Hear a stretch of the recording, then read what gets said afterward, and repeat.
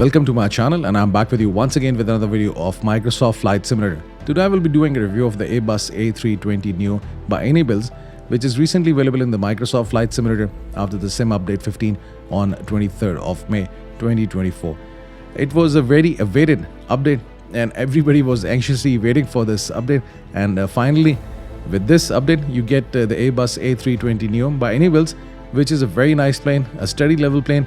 You can just carry out flights with it like an expert pilot. It's different than the default Airbus A320 Neo, which comes with the Microsoft Flight Simulator, because this plane has got the electronic flight bag or the tab on the co-pilot side and on the captain side. So I'm just going to do a short flight from Dubai to Qatar, my favorite route in the GCC, because I'm really familiar with all the procedures for the departure and for the arrival. One thing I would just like to add is this, that the cabin view currently is not available, but what I've heard is this, that maybe in the coming a few updates you'll get also the cabin view, because there are videos on the YouTube in which I've seen the cabin. Anyhow, let's turn on the batteries and let's go to the electronic flight bag and get a few things done over here. So this electronic flight bag, you can change the brightness. You have this button over here. I think you can also turn it on and off. it's a good feature. Plus, first of all, let's go to the settings, and you can see the sim brief pilot ID is there. You have the tail number, and you can change the units from kgs to pounds and pounds to kgs. Iris alignment, you can set it instant, fast and real. If you keep real, I think it takes 7 to 8 minutes. Then you have the option of linking the instruments on the captain side and the co-pilot side. So you can get mirrored settings, mirrored instruments. You make any change over here. On the left hand side, it will be replicated over here on the right hand side. But I have turned it off. I have set no, but you can do that. Then rudder controls tiller. This is a tricky setting. This is actually the tiller which is used to turn the plane on the runway or on the taxiways once the plane is taxiing after the takeoff, after the landing. Taxiing after the takeoff. This was a good one. So you can control this tiller with the rudder control on your controllers. I am using the Thrustmaster Airbus controller. So if I move the rudders, the tiller also moves. But if you set it to no, then you have to have a separate control for the tiller. So because I was reading, few people were complaining that they cannot turn the plane on the runway. So if you keep this setting, you will be able to control the tiller. Then auto tiller disconnect, I've kept it at yes. And use zero fuel entry, yes. Zero fuel weight on the payload page instead of passengers and cargo values. So you set the zero fuel weight, and then the whole weight of the plane is set, because zero fuel weight is without the fuel. So once you set the zero fuel weight, the passengers and the rest of the weight is already there.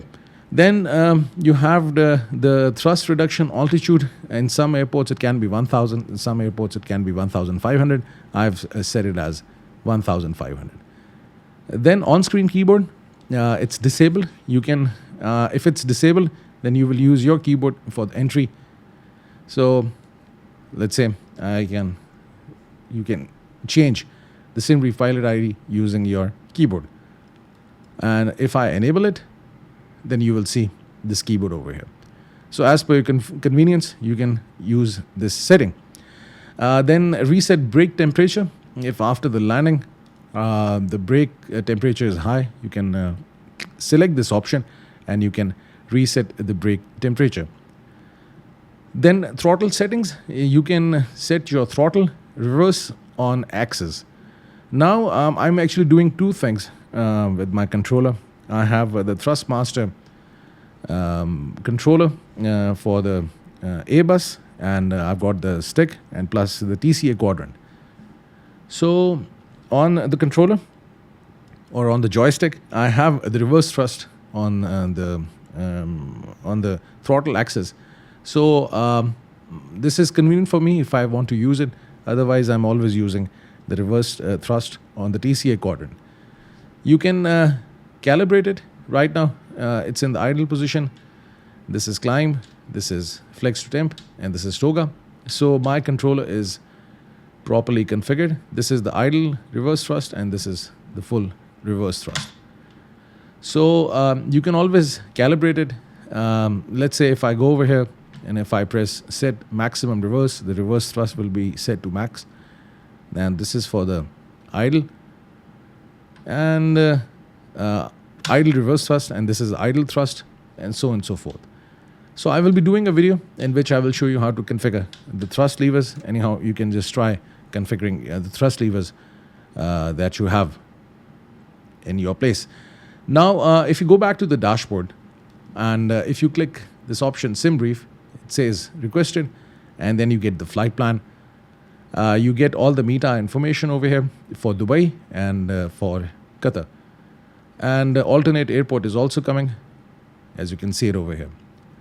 Then if you click this operational flight plan, you can see the sim brief flight plan, which is coming over here. Then in the ground services, it's very interesting. You can do all the ground services from here. Now, you can toggle the GPU. The GPU is right now connected, as you can see, but you have to disconnect it before the pushback. Then you have chocks. Now, some people were actually complaining that the plane is not moving, and it happened with me because we are not used to getting the ground services from the electronic flight bag in the Airbus A320 Neo, the default one. So that's why it never came into my mind that the chocks will be on. So once I was having difficulties with the pushback, I pressed this button, and obviously the chocks were removed, and you can then move the plane. Then you can toggle jetway, catering, luggage, and pushback. So before this, let's get the external power, and you can continue with the ground services. So toggle jetway, catering, luggage, and you can see all the doors opening. And if I just go out, you can see the flight is getting prepared. All the ground services are there. Jetway is connected. So this is a very nice feature which is there in this plane. And the exterior is really nice. As you can see, the details are really good. So let's get back in the plane and continue with the flight initialization. Then you have the payload. So for the payload, you can call it from the sim brief, and you can see the zero fuel weight is already set, and you have the fuel, and the CG is also coming. So that's it. This is a good option. And then you can press this button, apply load, and then you get the options: instant, fast, or realistic. So as you can see, realistic will take 40 minutes. So if I press instant, it will be done instantly. I forgot to do one thing, the iris initialization. I've set it to instant, so it will be done instantly. You don't have to wait for it. Okay. Actually, I'm just trying to keep this video short and just trying to go through all the features so that if you are struggling with anything after watching this video, you will be able to do it at your end. Then you have the panel state. You can go to the cold and dark state on GPU, ready for takeoff, and on APU. And now you have the takeoff performance calculation. You can sync it, and you can get the runway. I will be taking off from runway 30 left. You can see the length of the runway is automatically coming. You don't have to enter it. Heading of the runway is coming, and the weather is always there. Wind, it's coming. Outside temperature, it's coming, and altimeter 1001. Then you have the weight. So the total weight of the plane, as you can see, gross weight is 67 tons, or if you want to round it, 68 tons. So you can enter 68 from your keyboard, but if you have on-screen keyboard available, you can do it from there. You can set the flaps for the takeoff. So I will be using 1+F. Air conditioning will be on. Anti-ice, I'm not flying in the icing condition, that's why I'll keep it off. And force toga off, and calculate. Once you calculate, you will get this option sent to FMGS. So before this, let's initialize the flight over here on the FMC or the MCDU.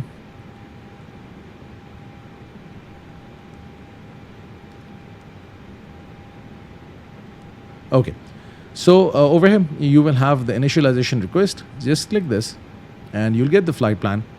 You can enter the flight number. I always use my initials with 1 to 3 or whatever the flight number you want to use. Cost index, I will be using 20 for this flight. I've selected a small number because I've tried using a big number, let's say 80 or 90 for the cost index. And this plane actually responds to it. You can feel the difference in the cost index because once I was using a high number, the plane was going at a very high speed and the climb rate was very low. So that's why now in the flights I'm using a small number so that my climb rate is really good. With this, you can do the iris initialization, which is already there. You can get the wind information. You can click it again, you get the wind, and then you can also get the wind for the descent. So this is another feature which is now available, and you can do this. If you go to initialization B, you will see these blocks coming. You have to enter this information, but if you click it, the block fuel and the zero fuel weight and center of gravity is already picked up. For the flight plan, you just have to select the departure, 30 left, and this is for the departure, and for the arrival, it's very simple. Configuring the MCDU is really easy with this new plane.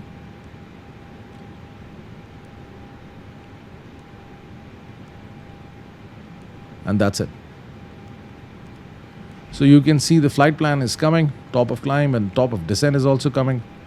And then I think I will see some discontinuity over here. I can delete this because then I have to fly based on heading because this is how this procedure is carried out. But I can delete it if I clear manual and then I clear flight plan. I can get it done. Then I can always look at the flight plan. It's correct or not, and you can see everything is there. The whole flight plan is really good. And I don't know, my experience with this plane is really good. It's very interesting. The configuration is really easy. It's so simple to do it if you are used to the Airbus A320. Then for the takeoff performance, you can just click this option, send to FMGS, Flight Management Guidance System. And then you will see this message, confirm to data. You just click this and you'll get the V1, VR and V2. For the flaps, 1/ let's get the trim settings for the pitch, 0.5 up. You can enter it in this format, it will change, but the right format is up 0.5, but I will enter 0.5 up, and you can see it's there. Takeoff data uplink, and the flex to temp is also coming. Flex to temp actually comes into a very good action. I'll just show you during the takeoff that it really works. So this configuration is now done. Let's set the QNH. Yes, you have to set it on both the sides. This is how I've done the setting. That's it. And let's also set it over here.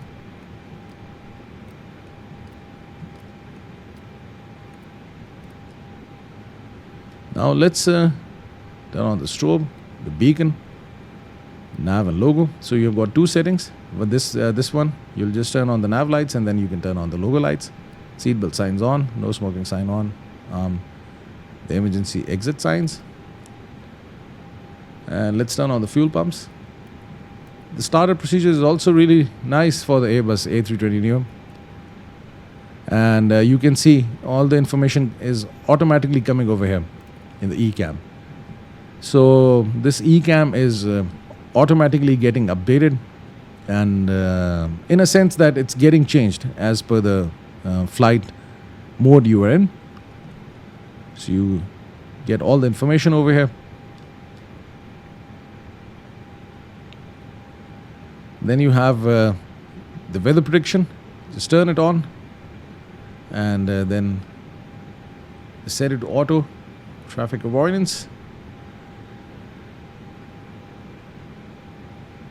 So now the APU is getting up. Good indications coming over here in the eCam.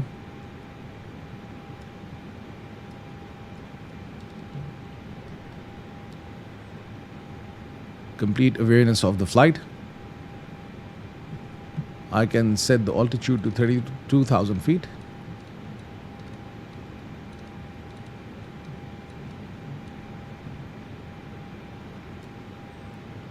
Let's turn on the constraints also. So you have to individually turn on the constraints if you also want to see the constraints on the co-pilot side. Now you can see the APU is available. Yes, with this sound, you can turn on the APU bleed. So everything is looking good. I can call for the pushback. Let's release the parking brakes. Let's go over here, the ground services, and jetway is there, it's connected.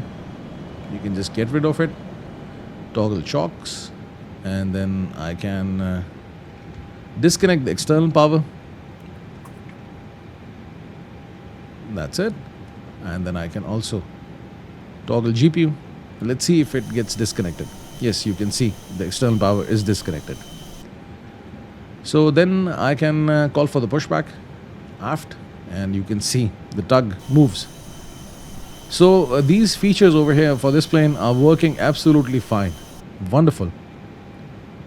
And you can see the configuration was really easy. I will be doing the tutorials for this plane in the coming few days. So just subscribe to my channel if you're not subscribed to my channel. And I will take you through all the features of this plane. The pushback has started. So in order to save time, let's start the engines. Let's go out and see.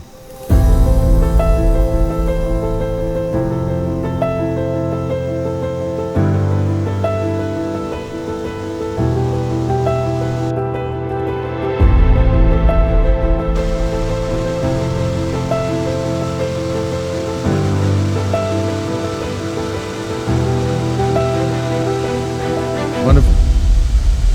You can see the heat of the APU coming out, and plus now this engine 2 is also running.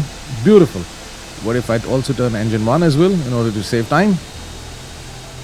So flex is set to 78%, and the takeoff is really interesting. You really have to control it, because if your climb rate is too high during the takeoff.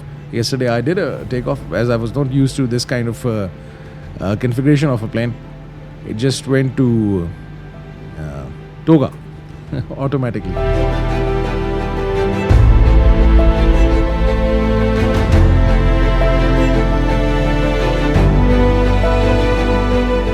Let's stop the pushback, and now you can see the tug is getting disconnected. The engine's running. I don't know what kind of a pushback was that. Let me just apply the brakes. And you can see now the engine 1 and 2 are available. So that's it. I can turn on the lights. Oops, taxi, and that's it. Turn off the APU, bleed, and then the master.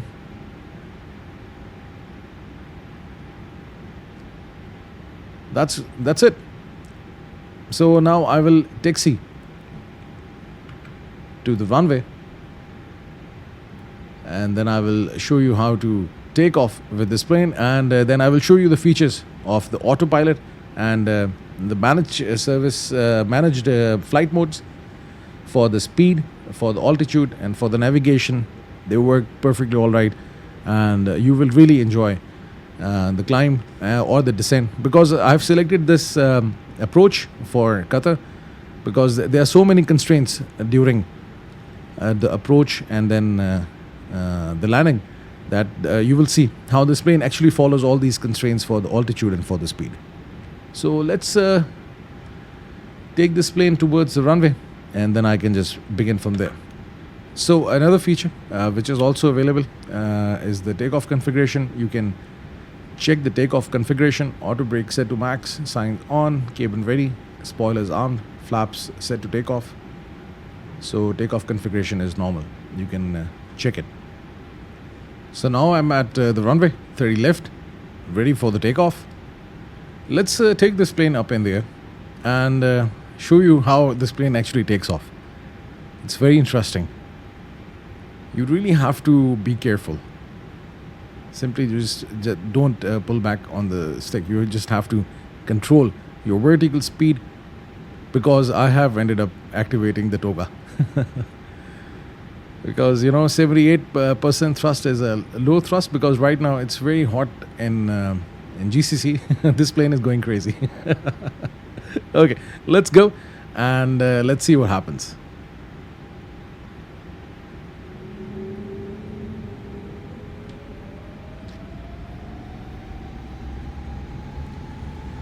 So now the thrust is set to flex, and you can see as per the flight modes, the information keeps on changing in the eCam. So you get a very good awareness of the flight phase you're in. As you can see, takeoff inhibit is also coming, because the Airbus A320 limits the alerts coming on the eCam so that the pilots can concentrate on the flight rather than looking at the eCam for different alerts and messages. So it's really efficient takeoff. And let's do it.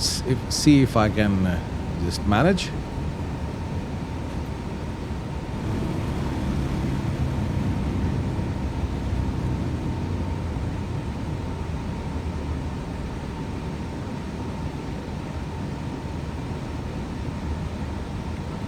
Positive rate of climb, gears up.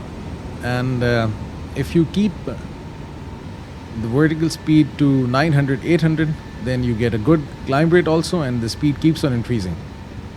So this is something really interesting.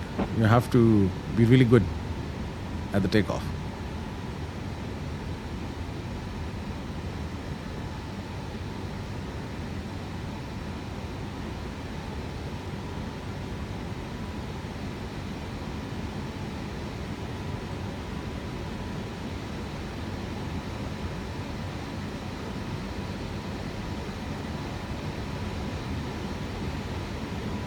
So now I can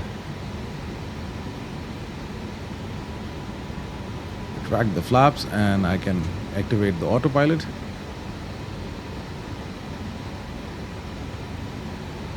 So this was very smooth, very nice. And let me also show you a few things which are there in this plane. You can just have all the information for the bleed, for the pressure, electric, hydraulic, and fuel. AP you've already seen, air conditioning. So everything comes over here on the eCam.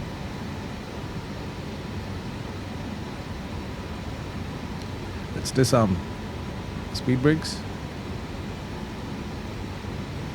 Beautiful view of Dubai during the flight. And over here on the electronic flight bag, you can see the progress of the flight.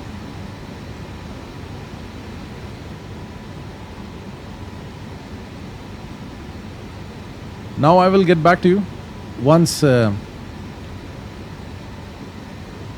at the cruising altitude. Now the plane is almost about to reach the cruising altitude, and there's a very short distance between the top of climb and the top of descent. That's why I'm just going to configure this plane for the landing. And you can get the QNH, temperature and wind from the electronic flight bag. So if you go here, you will see the weather is coming. So QNH is 1003 for Qatar. So I can just enter it over here, 1003. Temperature is 38 degrees. And then the wind is 010 degrees, 10 knots.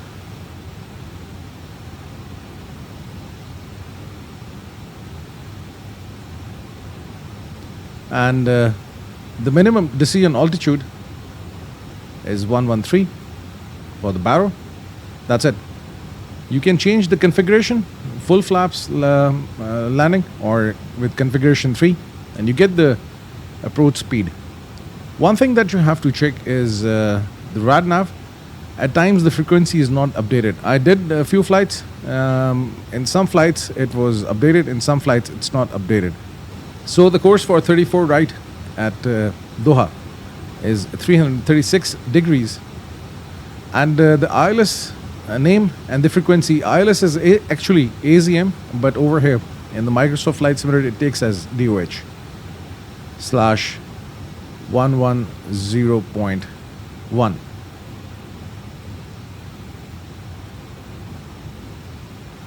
Okay, we'll try again. Just put only slash 110.1. So this is how it takes it.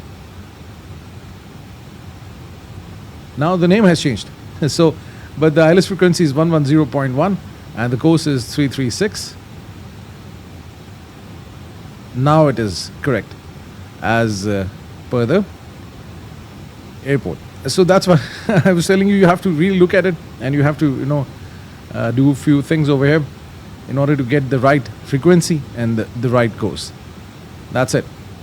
So now I will descend to 2500, and I will just show you that how this plane actually follows all the constraints. So the descent will be in the manage mode, and now you can see the descent has started. The best thing is this, that you get the vertical deviation indicator over here on the primary flight display, which gives you a very good view of your descent.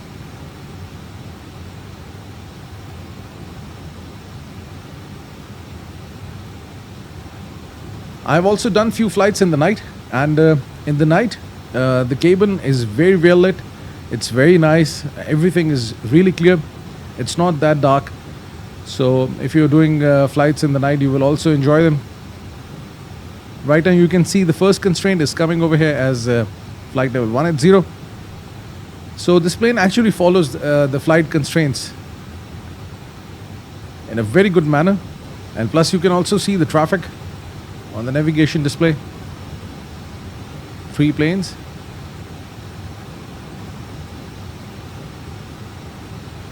So you can see the autopilot is actually following the descent profile. So at this point, my altitude should be at 18,000 feet, and you can see and the plane is actually following it. So this is what I was telling you. The best thing about this plane is this, that it really follows the constraints, and the manage mode actually works. The way it controls the speed and the descent, it's really good.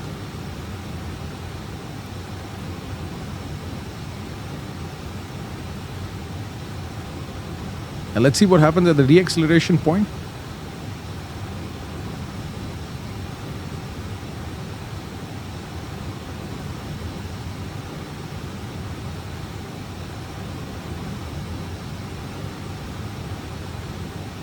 So altitude constraint, this is also appearing over here in the FMA.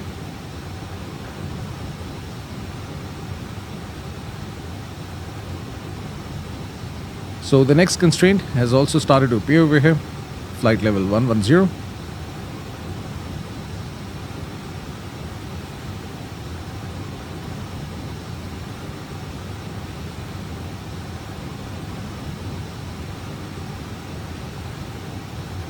And now the speed will start to reduce to 250 knots, as there's a speed constraint over here at this point. Now you can see that the plane is actually following the constraints, and the speed is also under control, and it's going to be at 11,000 feet by this point. I would also like to talk about the secondary flight plan, which is available over here in the MCDU, and you can copy the active flight plan, and you can see this flight plan is also coming. And if you want to make any changes to it, you can always add the waypoints, or you can change the destination.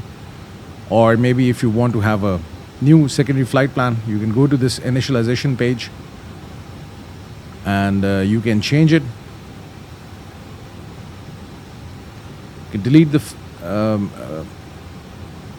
secondary flight plan, and then you can go to the initialization, and you can go for the initialization request, or maybe you can just type in a new destination and departure.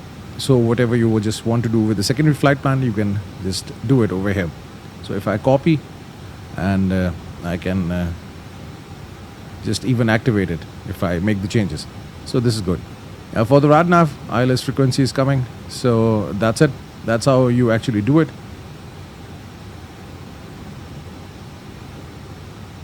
Vertical deviation, you can see plus 10 feet, which is good.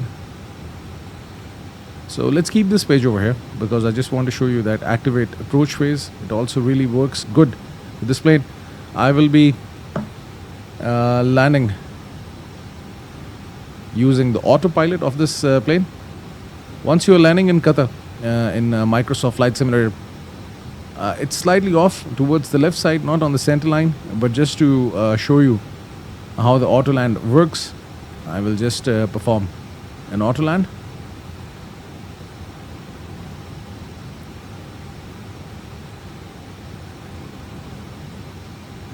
So as I was telling you before, the interesting thing about this flight is that it's got so many constraints for the altitude and for the speed that it gives you a very good perspective that how this plane actually follows the managed mode, and it just follows all the constraints. So at this point, 7,000 feet, and you will see the plane will actually stabilize at 7,000 feet.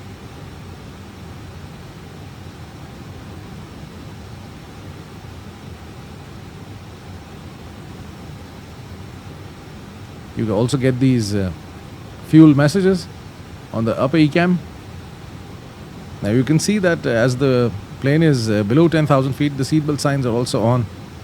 This is the feature of the auto seatbelt sign in this plane. So now the plane will actually stabilize over here at 7,000 feet, and then there is also a deacceleration point.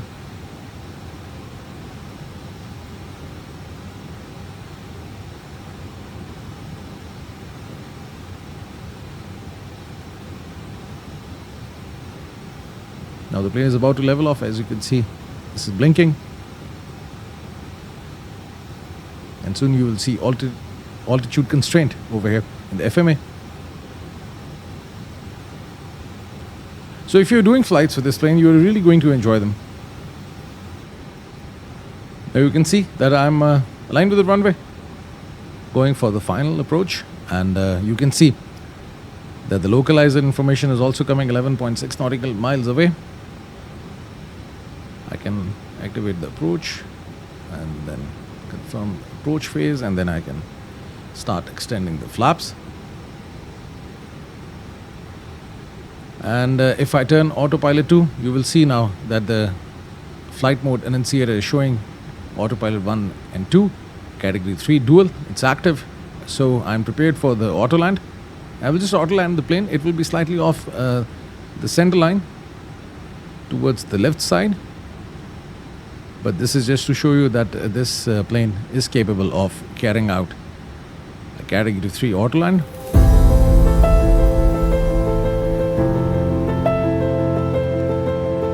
I can further extend the flaps to reduce the speed.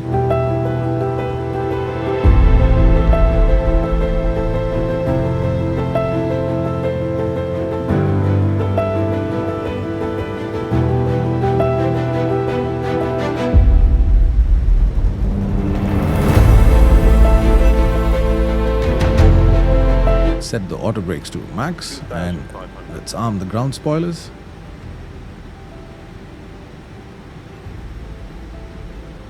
Anti-skid is on. All the lights are on. Everything is looking good. So let's concentrate on the landing.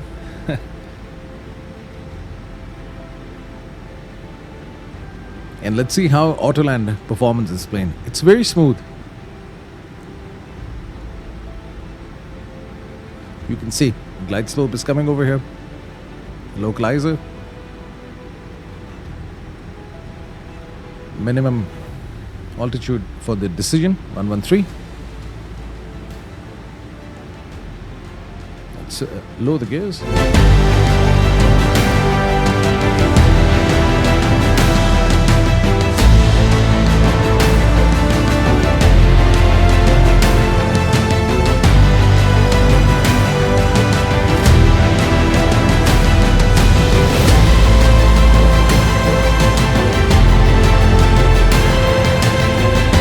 full flaps for the landing. Now you can see that this information is coming over here on the ECAM.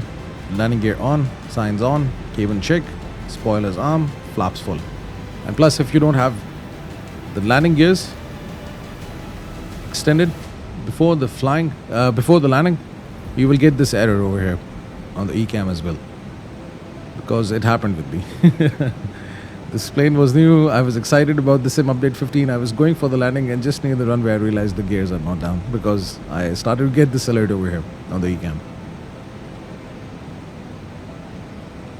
So barrow is set, and all now I have to do is this just sit and wait for this plane to land. So you can see the alerts are very nice. The flight modes are really good, and you're getting all the alerts over here on the ECAM. Now landing inhibit, it's also coming. It actually inhibits the ECAM from showing different messages on the ECAM, or the alerts, or the errors.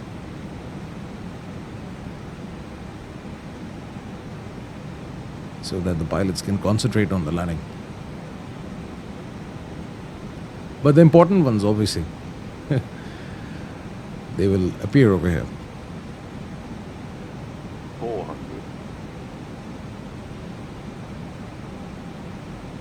Now we can see land is coming, and plus, as soon as the plane is about to perform a flare, you will also see flare coming over here. It's the phase of the flight in which the plane's nose is pitched up a bit before it touches the runway. 100. Minimum. You can see it was slightly off, the center line, not slightly off, it's completely off. 20. Retard. 10. Retard. 5. And the reverse thrust is now active.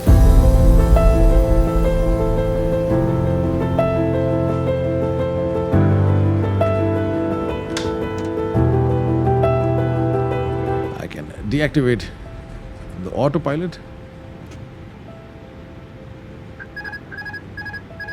You'll keep on hearing this error because you also have to deactivate the autopilot on the side stick. That's it. Little bit of stuttering. The graphics never happen, but every time when you're recording a video, anything like this has to happen. So thank you very much for staying with me, and I hope you would have gotten some good information from this video, whatever you wanted to get it from this video. So if you want to add anything to this video, the comment section is there for you, and if you want to ask me any question, the comment section is also there for you. Thank you very much for staying with me. Have a nice day. Hope to see you soon.